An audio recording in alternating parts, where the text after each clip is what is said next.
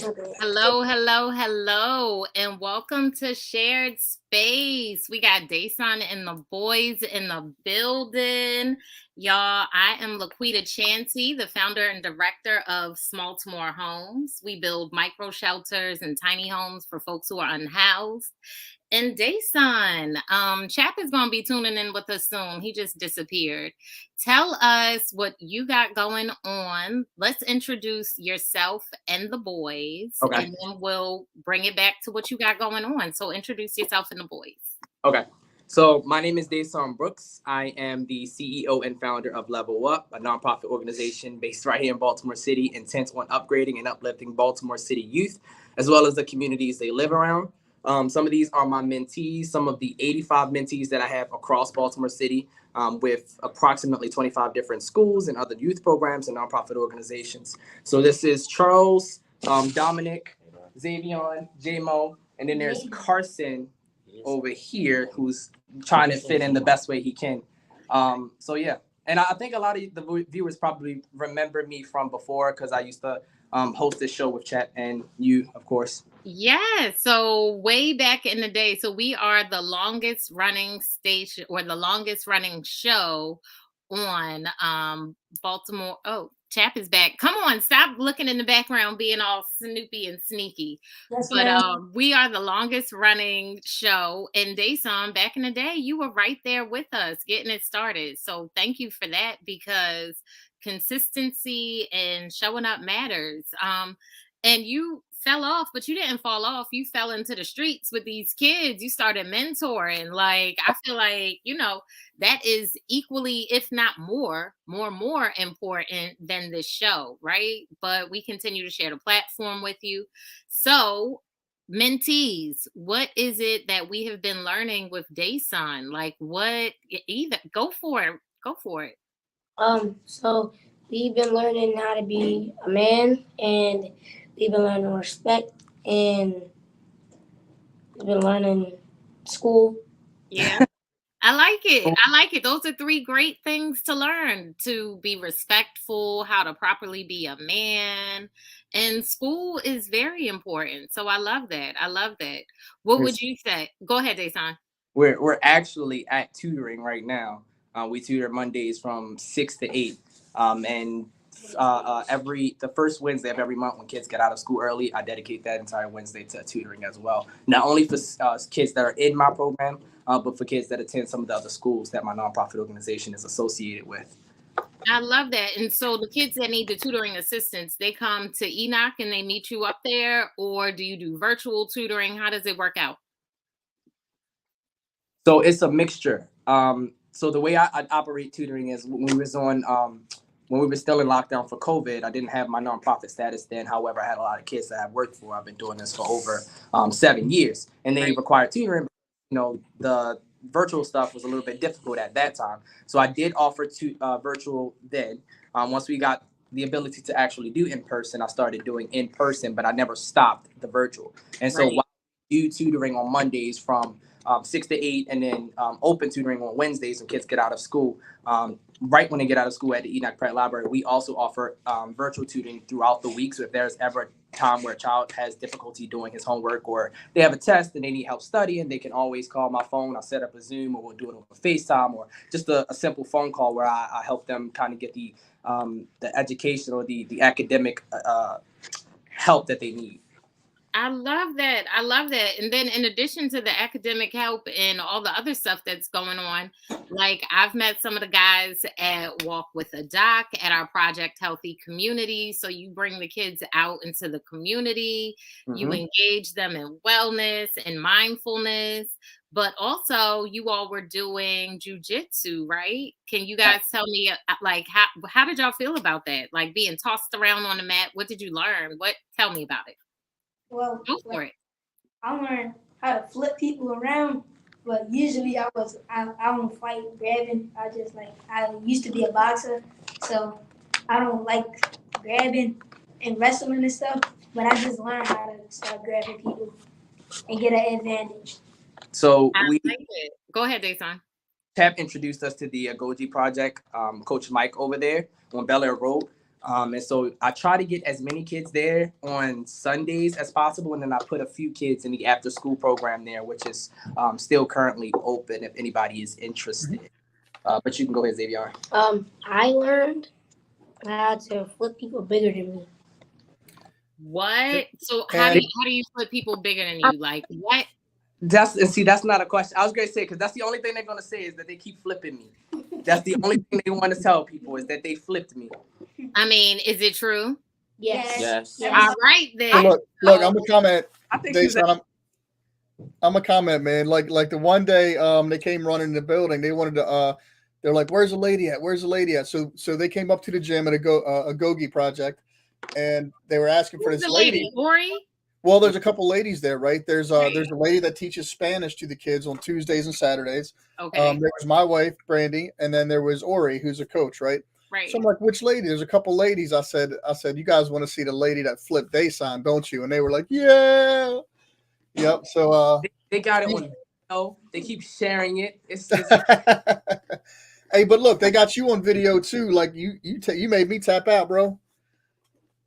Yeah, they got a video because the boys gave us a hard time at the gym, and they were like, hold up, how come Mr. Dayson and Mr. Chap ain't fight yet? I'm like, dude, shut up. Yes. But they made us get up there, bro. And Dayson, when I was in the guard position, he wouldn't give me an inch, man. I was like, let me get this little young buck off me. So how much are these classes then for new people? Are they $25? I know. Go ahead. So, no, yeah. So I'll pitch it, man. So for the kids, everything's free. It'll always be free. Right. For an adult, your first class or two is free while they kind of, you can feel it out. My cat is killing me. So the first classes are free, so you can feel it out and see if it's for you and figure out what you want to do there. For $100 a month, you can do either jiu-jitsu or boxing, or for $125, you can train for both, and you just have access to the gym. So they have classes every night, Monday to Thursday. Adult classes are 6:30 to 8, and they have a 10:30 to 12 class on Saturdays, and 8 a.m. we kind of do it's more like an intro class where we bring new people to the gym and just kind of more of a community, like more casual vibe.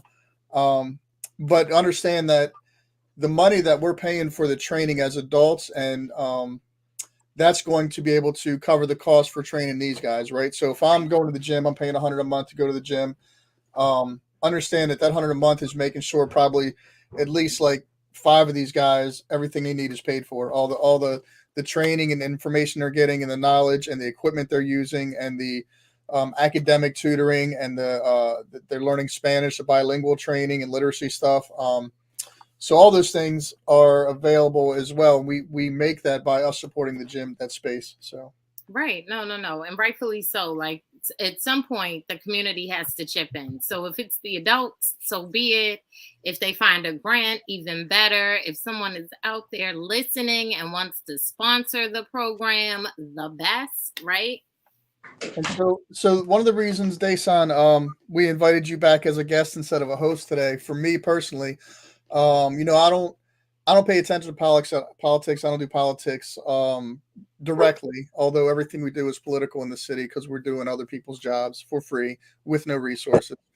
But you're a political science major at Coppin State on a scholarship, right? So maybe you have some insights or thoughts you want to share with the community on what's going to happen tomorrow. Some history's being made as far as elected officials on the school board.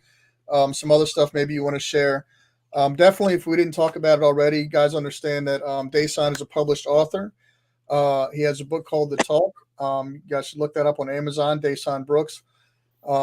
He's also certified 501c, so Level Up Mentorship. Best place to get information on these guys is probably their IG. But these guys, he's always posting stuff. He's always putting in work. I've seen kids riding horses. I've seen kids. I've seen you guys do everything, bro. Like I wish I had a Dayson when I was your age, because I would have done some dope stuff, man. You guys are killing it, and we'll continue to do that and support what you're doing.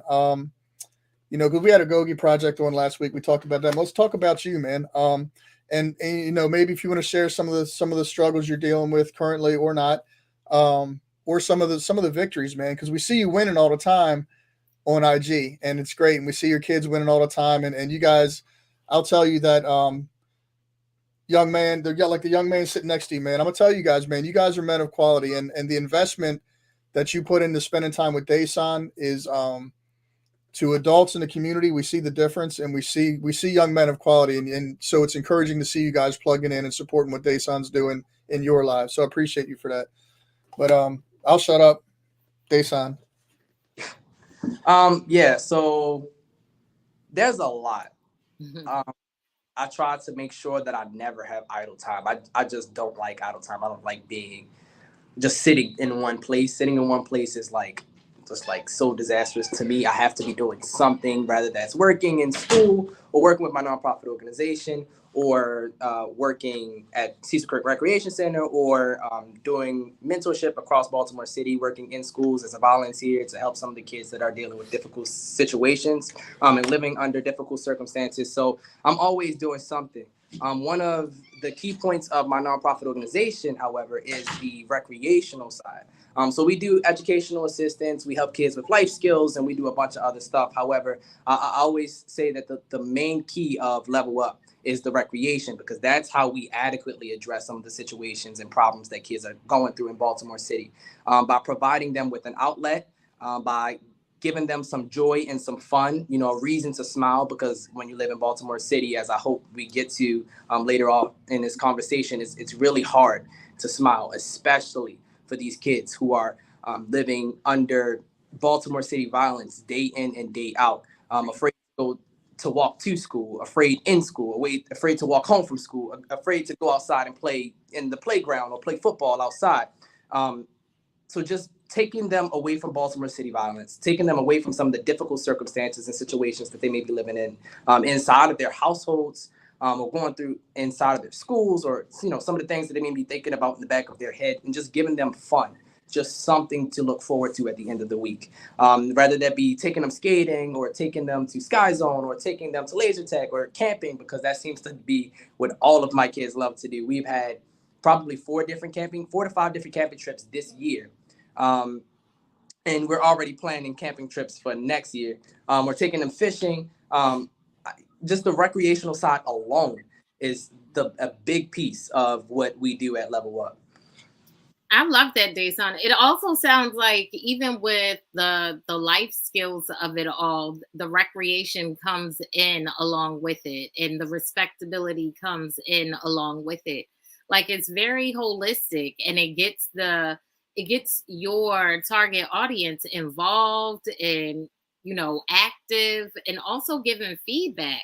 Because like you said, we went camping, and apparently that's what the kids love to do. Like, who would have known that was probably their first time going camping? I Yes. mean, had anybody been camping before? Had anybody pitched a tent before? Was this all a new experience for them? I Yeah. failed miserably at trying to pitch a tent. I tried. I I mean, promise I'll go next time because the camping ain't for me. But yeah, he's doing. go ahead, Dayson. What were you gonna say?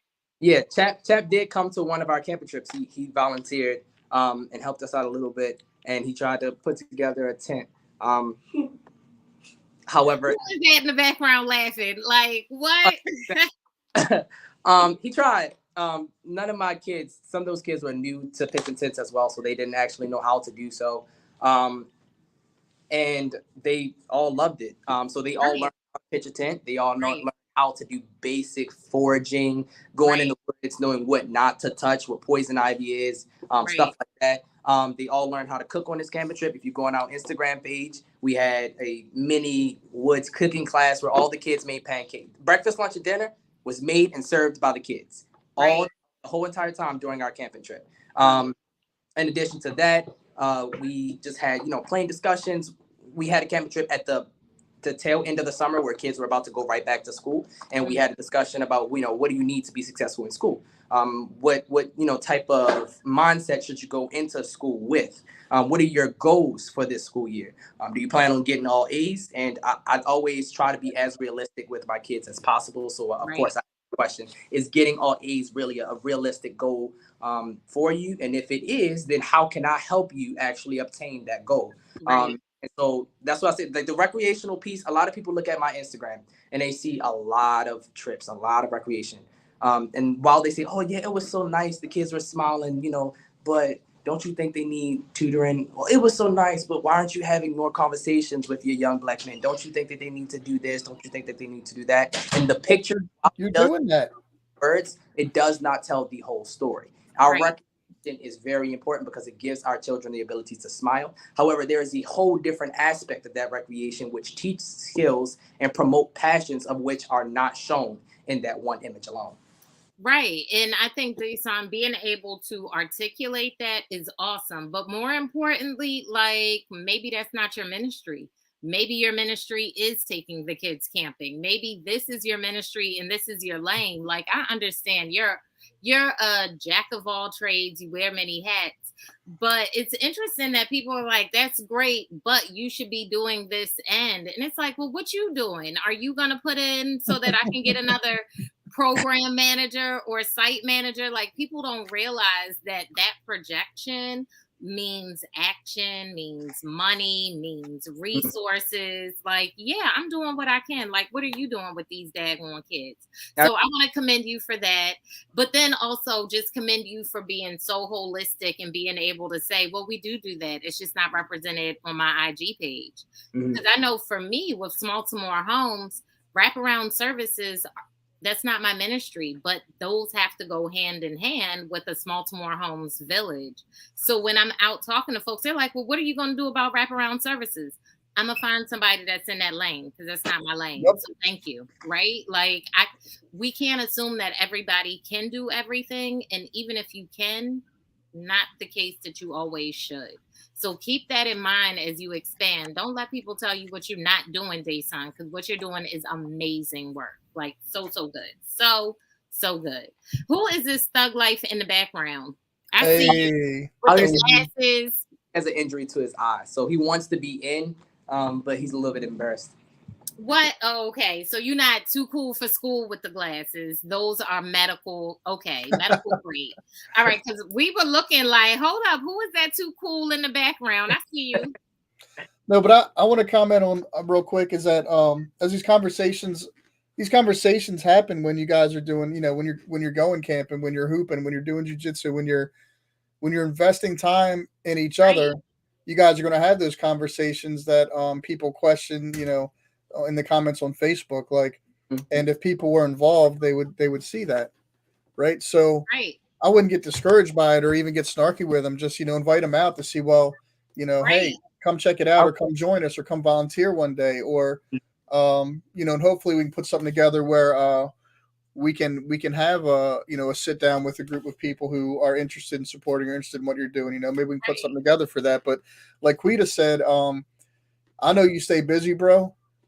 And I don't discourage that because you're 21 years old. You got the energy to do it. 22. Oh shoot, my bad. So, but the thing is, are like, you a Libra? Scorpio. Oh, okay. Yeah. So, but my thing is that all of us do what we do, and none of us can do everything, and that's why we kind of have each other, right? Like sometimes I call Dayson and I'm like, "Yo, blah blah blah, can you help me out?" Sometimes he calls me like, "Hey, blah blah blah, I need this, can I help you out?" I call Quita I text Quita all the time because she don't answer the phone when you call. I know. Or I'll call Yolanda, or I'll call really anybody, like anybody it takes to get the job done in the community. Because as we're engaged in the community, there's all kinds of needs that you never really know what's going to come up, especially in Baltimore, especially in a violent culture we live in. And you just never know what the needs are going to be. And so that's why we have each other, right? Because if I don't know something, I'm gonna find it somehow. I'm gonna call somebody. I know somebody who knows somebody. I call Monique. I call Valerie with Hug Don't Shoot. I call Quita with Baltimore Homes. I call Lou at Power Fest. Like I call everybody till we get the need met, and that's right. For better or worse. But you don't have to do everything, and that's my point. Yeah, listen, and I wanted to also add, Chap, like one of the things that I think we should consider is that, like, as you form your mission and you build your empire, like even with you, Dayson, like with Level Up, like where it starts now, it's going to be different in 3 years, 5 years. And like you'll grow maybe into these things that people are suggesting. And that's a great point, Chap. Like when I'm online, like on Facebook, I try not to get snarky. I'm like, come out and volunteer. Like, let's share some ideas. Maybe we can brainstorm. When really I want to be like, yo, shut up and put money where your mouth is. But you know what I mean? Like, come on, volunteer. Like, that's a great way to approach it, chap. Like, yes, you have the input on what you see or don't see. Like, come and experience the real thing, because you'll never get the full experience through Instagram. Like, let's just be Right. real. You know what I mean? I would Go ahead, say Dayson. I would say that I'm only 22 years old. Like I feel like I've been working with nonprofits for a while. I think it's been around 7 to 8 years now. I feel like Right. I'm with kids for a while. It's been about 7 to 8 years now. However, all of the criticism, all of the comments, all of the opinions, I try to listen to them as much as I possibly can, just because I do recognize that I am still relatively young and I have a lot to learn. But I never get discouraged. I've received one grant since I've been doing Level Up, not because I just don't can't get the grants, but because I don't have the time to apply for the grants. I'm still in school. I'm still writing my second book. I have so many different things on my plate that I feel like, spending a week trying to put together a perfectly written grant, because I do have a little bit of perfectionist in me. And I Right. never submitted if I felt like it wasn't perfect, right? So instead Right. of not necessarily wasting time, but spending so much time on writing a grant, I just use my own money. I'm not getting paid through this. I see my kids 7 days a week, 365. They have the opportunity to call me if it's 12 o'clock at night, 1 o'clock in the morning, 2 o'clock in the morning. They call me at whatever time, even if it's just to talk. I have kids that call me, like Xavier, who was just sitting here at 2 o'clock in the morning, just like, oh, I can't sleep. And I'm like, well, I'm already asleep. I don't know what to do. I don't know how to help you. Um, but I'm getting paid for this. This is not PRP. I'm not requiring any of my kids attend therapy. This is coming out of my own pocket. This is spending my own time. And I'm doing so because I believe that Baltimore City youth need help. I believe that if I have the capacity, if I have the time, the effort, and the energy to serve Baltimore City youth, then I have to use it for that purpose. Not because I'm trying to receive a paycheck, which I would love to receive. But it's not, it's not needed. It's not what I'm, you Right. know, begging for, right? And so I, Right. I don't get discouraged when the haters come. Right. Because Um, you know the hate is gonna come because you're doing what needs to be done. yeah, I mean, I don't get discouraged. I just tell them, well, this is coming out of my pocket. I am doing all of this because I want to. Right. Hold Miss up. Who Miss done joined Pulley the has chat? joined us. Who you pull on stage, chat? Yolanda Pulley, the next governor or mayor. You're mayor, right? You're not going for governor, are you? Yeah, you're going for Wow, mayor. you want me to go for governor? Okay, No, let's speak that no. one into fruition too. Okay. Let's do all of that. How you I doing, love? believe the children are future. Because they are. Hey Dyson, how are you? I'm good in yourself. So yeah, so just real quick, Dayson, because so Dayson's a political science major. He is really sharp on this stuff. He kind of like advises me, keeps me in the loop, right? So because he's paying attention, man. So Dayson, Yolanda was talking about on her show earlier, the previous show on the network, about how the irony of the guy who paints the no shoot zones in Baltimore was gunned down by the police this weekend, right? Was it this weekend? I remember I got the call. I wasn't sure if It it was was yesterday. Yeah, if you remember, I said I wasn't sure if it was the same guy. It was the same call that I got. So yeah, so there was just kind of the irony of the culture and the situation for gun violence in Baltimore, right? A guy who is painting no shoot zones on our corners in Baltimore City was shot and killed by the police yesterday. I need more. What you have more context? What was happening? It should not have ever happened. Like, Well, I that's don't. not what I'm asking or What getting. what I know was that the context I know, and I watched some of Yolanda's show, but prior to that, the context I know is that no, I don't think I can share it because of chaplain stuff. But Yolanda, if you want to share, Yeah, absolutely. So and then and basically, Dayson, please comment. yeah, basically, Tyree had his name was Tyree Coleon from No Shoot Zone. He had mental illness. Right. Yeah. So, he was real manicky. And they don't Always. tolerate anything that is fidgety, anything that moves. So don't move, don't talk, don't. Okay. So now it makes sense. Like there was Yeah, no him and his tolerance lady got into an for. altercation outside on Fulton and Lafayette Avenue yesterday. And, you know, from the videos, you would think that he was stabbing the woman, and that must have been the call that went to the police. And when the police pulled up, you know, they was tussling on the ground. And he got up and then he jumped back down like he knew what was coming. And it seemed like he dived on top of her because I don't know if he was trying to save her from what he knew was going to happen to him, or was he trying to kill her? I don't know. But if he wanted to kill her, he would have did it before the police got there. He had nothing but time, opportunity, and space to do what he wanted to do to this lady. So when the police pulled up, they jumped out the car, said drop the weapon because he had a knife. 13 shots went off. Then it was a silence of seconds. And then the 14th shot went into his skull. It was that 14th shot for me. It was that one. Was that like a fatal kill shot? If you shot somebody 13 times through the body, What you're was a the trained 14th professional. need? He was already dead. And Right. that last one to me was like, yeah, we got you. Mm-hmm. And unnecessary and excessive. It was definitely obsessive to me. When we talking about, and then we mimic behaviors in our communities. And that's what me and Dayson, Mr. Brooks, was talking about with children carrying guns to school. Dayson. I'm sorry, Dayson. Okay. I'm looking at it right there. I don't know why I want to call you Dyson.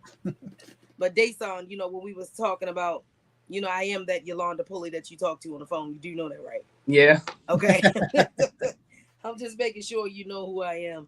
But I blame us as a community because we sat up there and watched this man's manic behavior on his lives, and nobody did anything to stop him. Nobody said anything. We shared, you know, we found humor in somebody else's mental illness.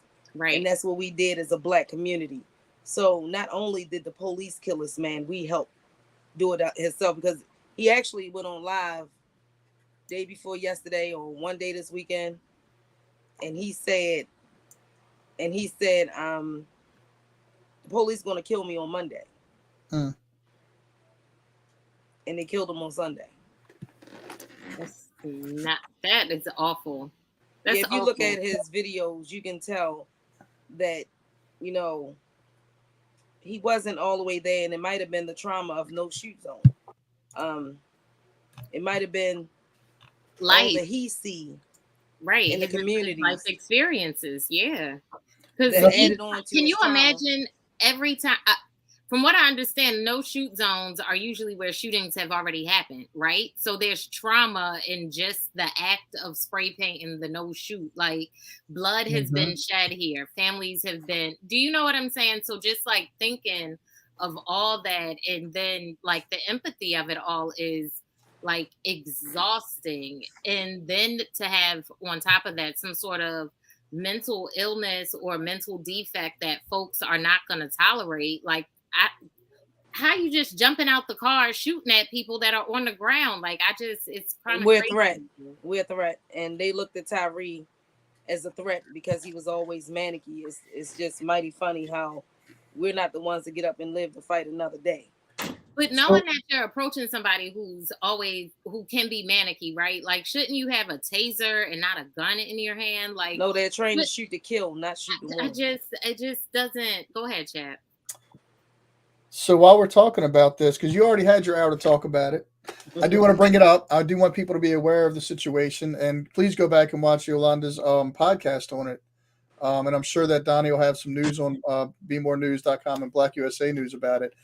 But I want to talk Dayson to talk about an initiative he's doing to address the gun violence, because clearly it's not just gun violence amongst each other and people in the street, but clearly the gun violence from the police as well is affecting us. And that's one of the reasons that we were brought on as chaplains through the police department, was that so we could ride along with them and try to mediate the culture and be a buffer making sure that the police are treating people respectfully and professionally.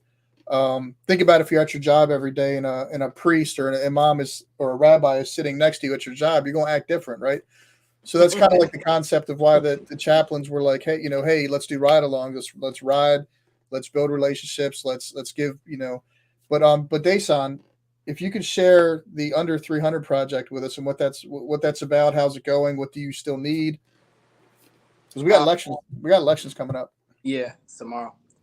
So I'll first say my heart goes out to that family. It's really difficult losing a loved one, and it too often in our city, and it seems as if we are starting to become not necessarily ignoring it, but the story stays on the news for 2 days. The we say their name for 2 days. That's it, and then we move on to the next person that has died. Then we move on to the next person that is being shot, and whether it's being shot by the police officer or being shot by somebody in our own community, it's starting to make us numb. We are starting to just think that this is just a part of our way of life, that this is just something that we are supposed to deal with, that we are supposed to be. This is a trauma that is supposed to be a part of our community. It's ingrained now. It's something we cannot remove, something we cannot fix. No politician, no public official, no individual in position of power, ability, nor do they have the will to actually solve this very, very pressing issue. In 2020, I wrote my book, The Talk Discussing Black America, and it was geared towards families and children to have a conversation with their kids concerning Baltimore City, concerning police violence, and how police often kill unarmed Black men and women as a result of bigotry, racism, discrimination, and a whole slew of other things, which is solely on the basis of our skin color. That book was geared towards children. However, I've had testimonies of, families who have come to me and said that it's really helped them. And I think it's really important for everybody, if not to read my book, then just to have a conversation with their family, including their younger individuals, about police violence and about how they should act and perform around police officers who are often trigger happy. And it's really difficult to have that conversation with somebody that is suffering with a mental illness. However, I still think it's a necessary conversation. Where do we get the book?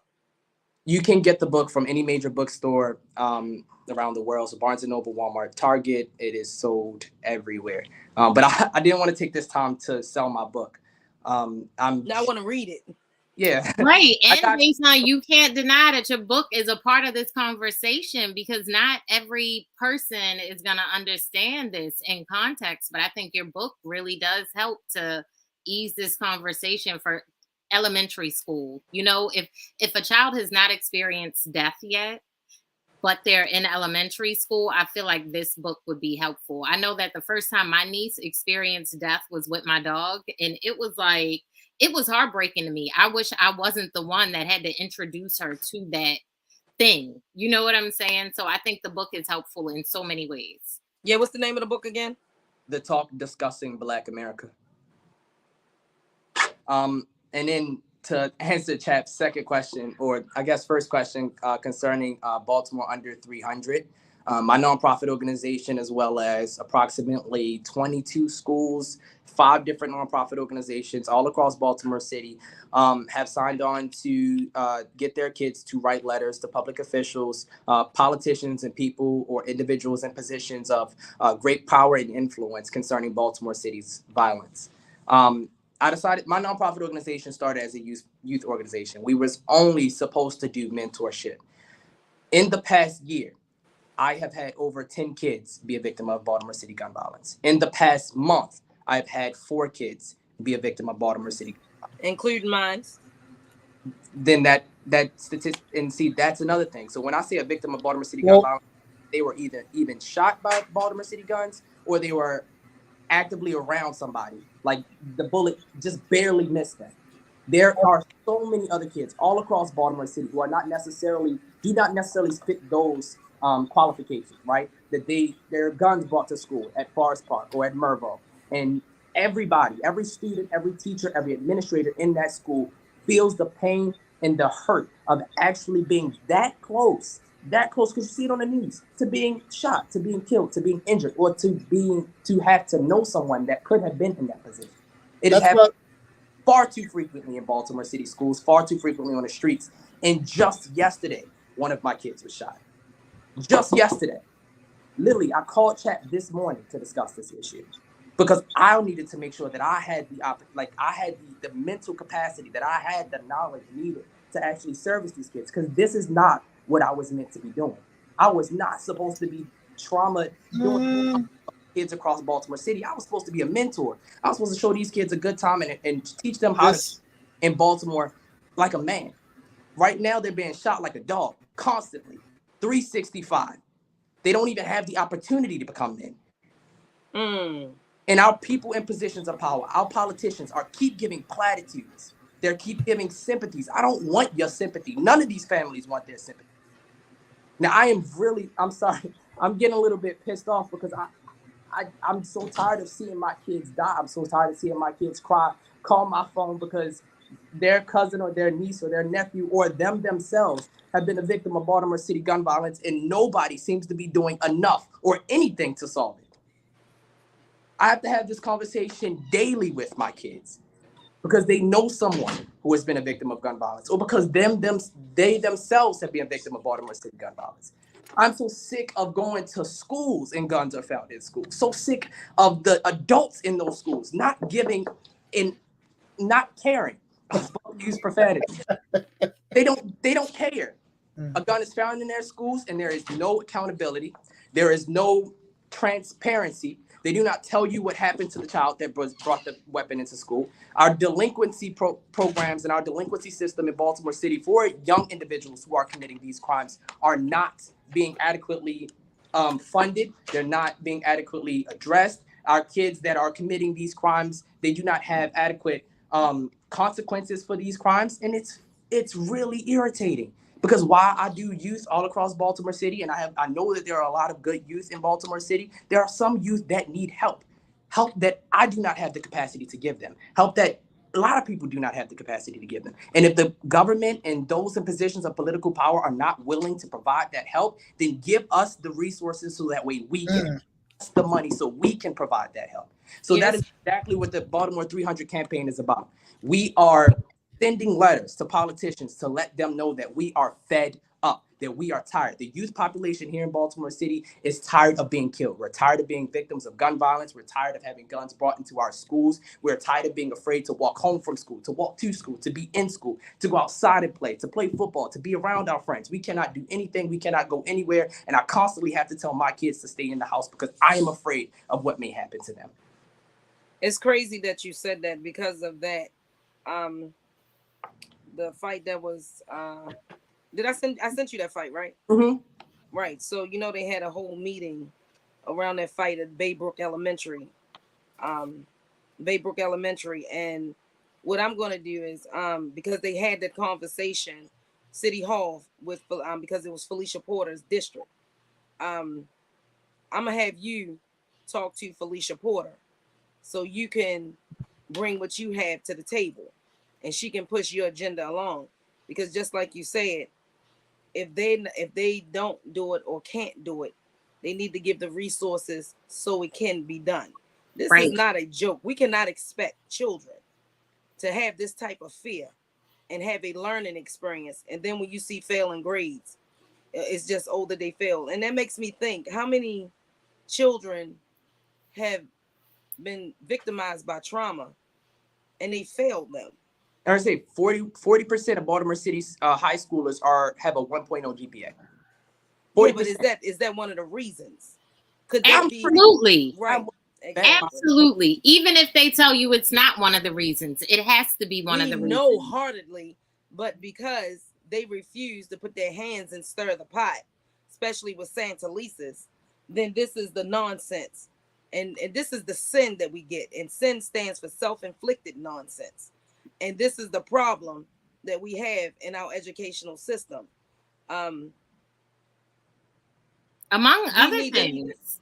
Go ahead. Yeah, but the point is that underlying trauma is what caused, because these ones that's toting guns, are probably the ones who fathers or somebody been killed by gun violence, or uncles or Absolutely. cousins, or, you know, it's just so Violence easy. begets violence. They've been in this culture, in this environment. This is Recidivism. normal. This is everyday. Like, We this have a is lady no in the different. projects whose son was locked up for a gun, but he wasn't locked up. I mean, he didn't have a gun because he was one of the Billy badasses in the street. That's not why he had the gun. He had the gun because his brother was murdered on Pennsylvania Avenue. His sister was found murdered and raped over in a That's vacant trauma. property over East Baltimore. That's So trauma. he got the gun. He got the gun to protect himself and his To mother. not be a statistic. Like, that is the way the mentality works. That only makes sense to us as a community. Folks But it on didn't the make sense to outside, the criminal justice system because they sent that little boy to jail. and that's what I was about to say. Folks on the outside take a position of privilege when we are talking about these things. I was talking to somebody and they had mentioned, oh no, I was listening to somebody, and really quickly and off topic, but just understanding space and belonging and the way that not belonging causes trauma. He was talking about how the metaverse is stupid and it's for all these nerds. But you got to understand, everybody who walks outside isn't walking out to rainbows and sunflowers. Like, sometimes that's the safest place you can be, in the metaverse, talking to your friends online, whatever the case. And it's just like that mentality. We have to recognize that Baltimore is not beautiful. There is blight. There is vacancy. That makes people feel like they are worth less than they actually are. Humans don't have worth. You're a human. That is your value, being a human being. But that's not the way the system makes us think. So you walk down the street, you see a vacancy, you see a blight, and you think, oh, I'm not worth being invested into. And no, it's this city and their problems and the racist practices that are now impacting our kids on a daily basis, whether it's the education, whether it's the lead, whether it's the violence, whether it's the lack of jobs, transportation, like A to Z. We are the ones that are at the butt of this. So somebody needs to figure it out. So first, Well, we what I'm start going to do, Go ahead. what I'm going to do for Chap is I'm going to connect you with the commissioner. And I'm going to connect him with City Hall. That's what I'm going to do. Matter of fact, when I hang up, because I do have the commissioner's phone number. Yeah, I don't know why I have all these people's phone numbers. I just don't know because you want to be mayor. You want to be mayor. That is totally your lane. I That kind is of your look. lane. I'm gonna say I kind of at this point I wear it as a badge that I volunteered for 5 years, 24/7 as a on call as a city chaplain through the police department, and the commissioner's been blowing me off for like 4 months for a meeting. I kind of wear it as a badge now. Like, you know what? Like, it is what it is. But right? it's not cool. It's not. No, cool. it's not. But he's only got what, another year and a half, 2 years on his contract, and he's out. He don't care, and that's fine. If he cared, he'd have a meeting. That is so sad. How many? Wait. Let me just add that. Okay, I know I just said Baltimore is not beautiful. The people are beautiful, but Baltimore to me can need some beautification. So I hear what you're saying. Like, there are some parts. The people are beautiful though. So I don't want to take that away. I just wanted to put that up there. Go ahead, Dayson. I was just saying, like, that's so sad. The fact that the Baltimore City Commissioner is not willing to. He's not willing to talk to the people that have the information, that have the ideas, that have to address issues. Since 2015, Baltimore City has been having over 300 deaths a year, and you're not willing to have a meeting? A meeting, really? That's the thing that you're going to stake your career on. That's the thing you're going to stake Baltimore's future on, is a meeting. Chap could have all the answers in the world. He could implement something. I think he do have it all, right? And you're not. As a tribe, we do, for sure. For sure. And that's, but it, yeah. It's. But he knows who you are, right? Okay, Mm-hmm. so that's the hard. I'm the guy that don't shake. Like, here's the deal, Yolanda. I'm the guy that won't shake his hand if I don't have to when he shows up to my events that he asked me to throw as an agency, and then tried to shut down or abandon all commitments and resources. So, like, National Night Out, BPD screwed me, and then he shows up with a camera wanting to be like, hey, chap, how's it going? And I'm like, did you at least bring a case of water or something, or did you just show up with cameras? Right. They asked me and Officer Anderson and Lee to do the like BPD the brass, lieutenants and above, they asked us to do the parade down the harbor. And then what Right. happens is that when we chose not to reschedule, same thing. Like they pulled all their resources, all their support, and they tried to shut us down. So that's the commissioner. So I'm not surprised he doesn't want to have a meeting with me. But we're out here mediating. But his majors are calling me. His captains are calling us to do mediation because they know we have relational equity. They're in support of the work we're doing. But when it comes down to them supporting as an agency, they really don't want any part of reconciliation with the community, and they don't want any part of anything that. I mean, they do what's good for them. They do what's good for them, media wise, politically wise. Um, And that's fine. yeah, I would be okay if you did what's good for you.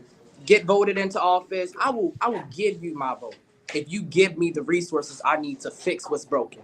That's all I'm asking. and he's just not invested. He's not like Dwayne Point, or I'm sorry, Darnell, Mr. Wharton. I don't want to mispronounce your name, bro. I'm sorry. I'm white, but I'm just saying he made a good comment. And the point is like, yeah, he's not from here. He's not invested here. He came here on a contract to cut budgets. He's done so, mostly to our proactive policing. He slashed the heck out of our reentry program, where police were making reconciling relationships and getting ex-offenders jobs and housing. He cut out the camp that we met at. City community. Non-support, no support there. They got rid of the PAL leagues. They got rid of the Explorers program, but Officer Cromer and Otis, there's a handful of guys who kind of did it on the down low to keep it going, and now they're starting to rekindle that because they see the value. So why do you think all of those programs were cut? Like to get ahead of the defund the police. Oh. They saw it coming, so they hired him, out of town guy, come cut budgets, be the bad guy, nobody cares. And all the budgets that were cut, what people don't understand is that they cut their budgets back when they were cutting their budgets back, because now they've got more money than when they started before that whole movement. Was they cut all the proactive policing. So now all the police were doing is running IDs and warrants, where before they were doing the athletics, they were doing the Explorers, which is kind of like as I understand it, it's like a Boy Scouts for law enforcement. Kids were being had a pipeline to become like CIA, NSA, FBI, state police. Like they had real careers. So, chat, tell me this. I don't remember what question it is, but isn't there a question about moving the police from Maryland's control to Baltimore City's control? Isn't there a question about that on the ballot? I'll stay time because I'm not the politics guy. I can just tell you. I feel like it is. I'm gonna find my thing. I'm right here. There you go. How do you feel? Go ahead, Yolanda. Go ahead, Mayor. And how do y'all feel about that? Do you feel like Baltimore police would be better guided if they were managed locally, or do you think Maryland? Oh yeah, locally. Go ahead. Wait. See, the thing is yes, it's on the ballot, but you always pay attention to the language. Right. Now, see, the crazy part about it is when I was running for mayor, that was my platform to put local control back under Baltimore City police. Under city government for accountability. Right. And everybody told me I was crazy. Then Brandon Scott stole my stuff. Because now it's on. It's on here, right? I mean, that's one of the problems. Like, why is Maryland controlling Baltimore's government, knowing that Baltimore is like Bebe's kid? We different than everybody else. It's the same thing with the educational system. Right. They did this. Exactly. So basically what they did back in the 80s, they sold our police department. Well, that happened before the 80s, but back in the 80s, Baltimore City sold our educational system to the state, and the state governed over top of us because they wanted more money in the budget. And I keep telling people more money in the budget doesn't help with what's going on in our school system, because I always refer back to this. My favorite show in the whole wide world, y'all gonna think I'm crazy, is Little House on the Prairie. Little House on the Prairie is is when they had their school system. What did they do? They were all in one area, no money, no budget, but everybody learned. It's like the more money Baltimore City get in the police department and in our educational system, the more corrupt they get. It's no way that we have a $1.62 billion budget and Baltimore educational system, and you can't fix nothing, and you're still making children and parents pay for everything. Certain things doesn't make sense. If you flip the pyramid upside down on the educational system and you make it about the students first, and then everything trickles down from there, we had a better society. But what they did was they made it top heavy, and the trickle down effects never touched the students. If children go back to school with a $1.62 billion budget, only thing that their parents should be worrying about is the hairstyle that they're wearing and the tennis shoes that they have on. That's it. That's all. Everything else should have been taken out the school budget. Everything should have been taken out the school budget. Question K. Hey, if you guys read this, you guys are the politicos here. Yeah, that was the question that I was talking about. And so they're saying that it's question H and tied to question K. They can come back to hurt us if question K passes. Right, passes with term limits. A conservative realm can get voted, and you're absolutely correct. Until we Yolanda, you agree? Vote yes to question H and no to question K. I don't believe in term limits, because term limits, we already have term limits. Term limits is every 4 years when you vote. That's your term. That's your limit, and it's up to the voter to put the person back in. But what they're doing is, and see, it's also what they, it's really, really sticky. Yeah. I would not. Now, we don't need term limits when we need a recall system. Certain things don't make sense. Right. That's not the resolution for the problem that we have. You just throwing in the words, and that's not what we need. Right. Yeah. We don't need that. I do feel like local control needs to be put back under, only for accountability on where the money goes. Yeah. Because nobody is explaining to nobody. And Baltimore City, it's too much of, keep pointing fingers. And if it's under local control, we only can point it one way. Where were you at? Right. What did you do? Well, we know the task force had all the money coming out of, there was a whole HBO special on it. Chap could tell us about that next time around. Like, the whole system needs to be deconstructed and just broken down, because it doesn't make sense. Put Yolanda pull in office and watch what happens. Right. Hello. And I'm not the only one, because I was out there with hundreds of people who were sharing our stories. Yeah, I got robbed by the police when I was a kid, younger than Dayson, twice. My homeboys would get robbed by the police all the time. Yeah, they would white, bro. All that stuff out of the car, throw it on the side of the road, like have them looking crazy for hours. Like, what? The two infamous ones was Kane and Murphy. I can't take it. I cannot. Was King and Murphy. King and Murphy was the ones that terrorized Pennsylvania Avenue. With Dayson, look, man, we got 2 minutes before Robert comes on, and I'm going to connect you with Robert as well, because he wants to talk to you about your experience, and kind of write something up with you, so you guys can work together on the editorial you're talking about. He's a trained professional journalist, and an HBCU grad. But that said, you have any last words, and what can we do to help you get the 300? What do you need, bro? And then share some last words with us before we get off of here.